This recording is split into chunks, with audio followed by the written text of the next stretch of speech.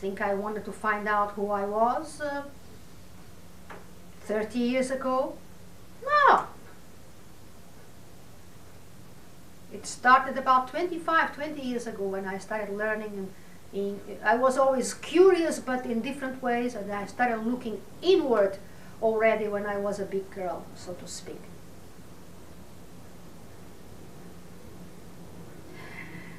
I say, what a waste, but on the other hand, I also say, you have to be at a certain level. You have to live your life like everybody else. Do any silly thing like everybody else. Do all the silly things you have to do. Just keep up with the Jones until you get tired. You realize, wait, I want to follow some other road.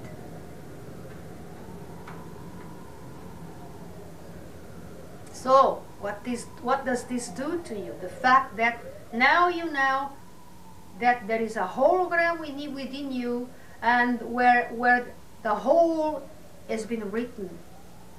Everything is written there. It means then that you have the knowledge of all there is within you. And this is known throughout the ages. People in antiquity already wrote about the hologram. They did not have the advanced scientific methods they have today. But what did they do? They contacted that part of their minds where the knowledge was stored. We can all do that when we are ready. Now, in my website, one of the articles I have written is exactly about it's entitled actually, Einstein Must Be Turning in His Grave. And I have an example, and I do talk about the fact that some of us, we are all able to contact that part of our minds. But most of us don't want to do it.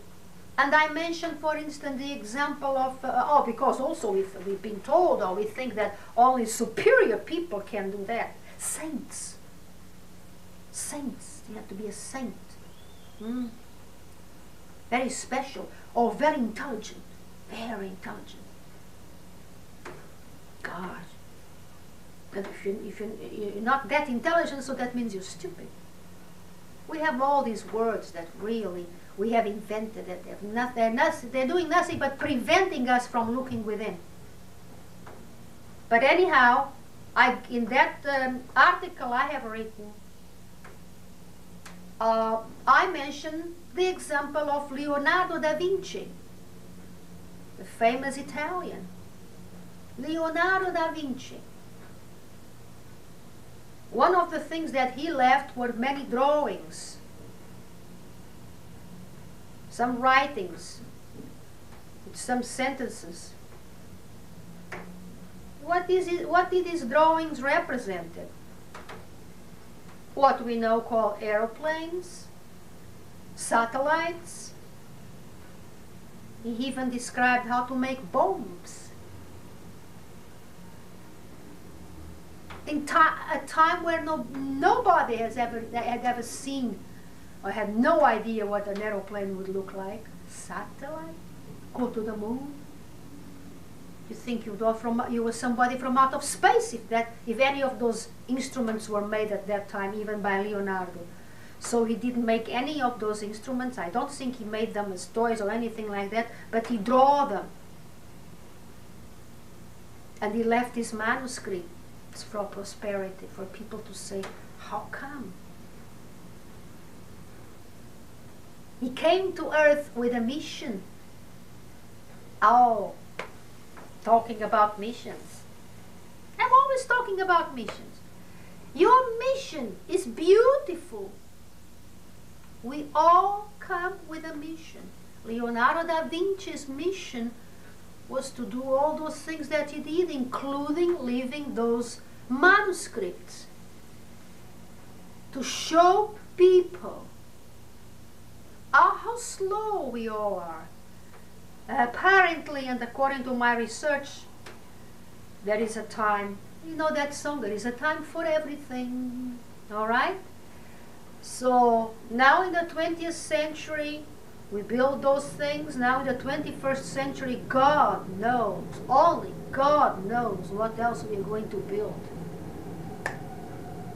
One thing I pray for is that we build a replacement for automobiles, because I never liked cars. You know how I don't know how to drive? I feel like a poor peasant. When I go to Europe and all my cousins drive and they have their cars, and the husbands also they have their cars, I feel like this poor immigrant from the United States of America who goes to Portugal to visit her family, and they all have these gorgeous villas and they all drive cars, and I drive a donkey. I love little donkeys. I love to ride donkeys. I don't like cars. I never liked them. I don't like the smell of the gasoline. I don't like what is this thing of just going fast and drive. To go where? Most people don't even know where they want to go. Sometimes I'm on the island in the summer and my friends drive me for an hour to get the best ice cream in the neighborhood. You drive for an hour? That means 2 hours back and forth just to have an ice cream? So I hope, my greatest hope is that in the 21st century we will invent something better, less expensive, and more practical, and less smelly than automobiles. All right?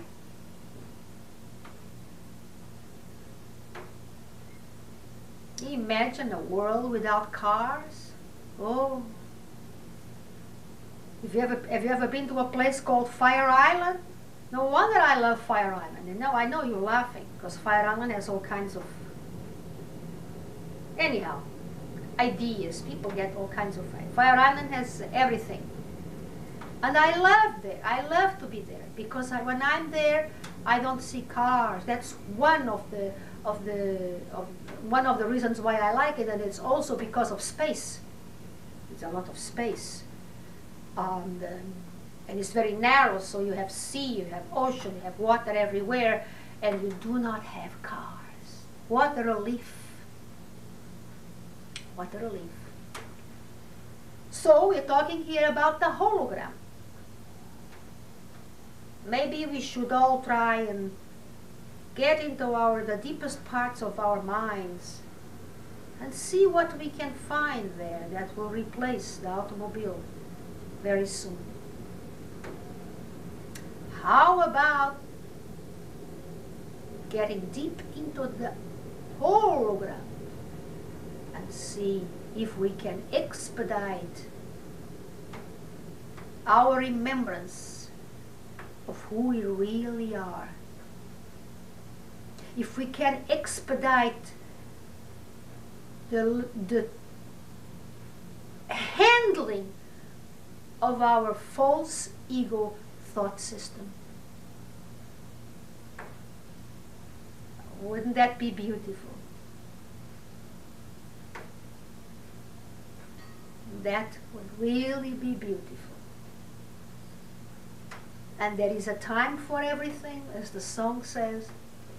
And I am looking forward to the rest of the 21st century, which for me will be a couple of more decades, maybe. For others will be more. And I am really looking forward to see what else is science going to be able to open up for all of us. But as I say, and I think I say in that article, that's all science can do for us, is perhaps make our understanding of that higher self, make that a little less absurd, less strange, because science is not going to show us how to contact, how to open up to that divine intelligence within us. That has to be done and must be done by each individual. No machine is going to help you. Since it is all within the mind, within the thought systems that we all, actually there's only one thought system that we all share. But science can help, like, as I said, like in the understanding of what is in here.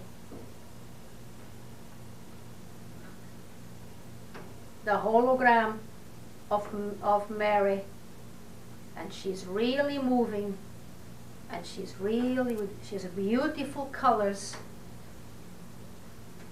The colors change, the movements change, everything. One day maybe I will learn how to make this, because these holograms were made by a John Joe like you and I.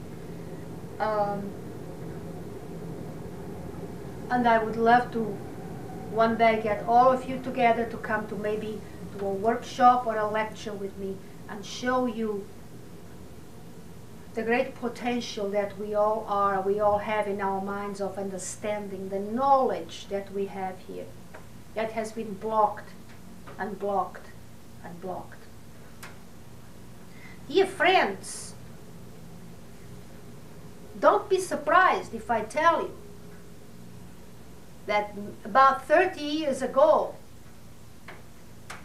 I had a major operation in New York. I was in the hospital, and the priest who saw my name on the list and realized that I was supposed to be born Catholic came to me and asked, would you like to talk to me? And I opened my eyes and said, what? No! I said, no. I refuse the help. Imagine, I have come a long way. Every time I think of that, oh, please forgive me. So that's where I was at that time. That was, yeah, about 25, 30 years ago. But after that, a few years after that, I started to look at life differently. I would like to say goodbye. I don't want to, but I have to. And to tell you how much I enjoy talking to you. Please give me some feedback. Good night, all the best, and be at peace. Goodbye.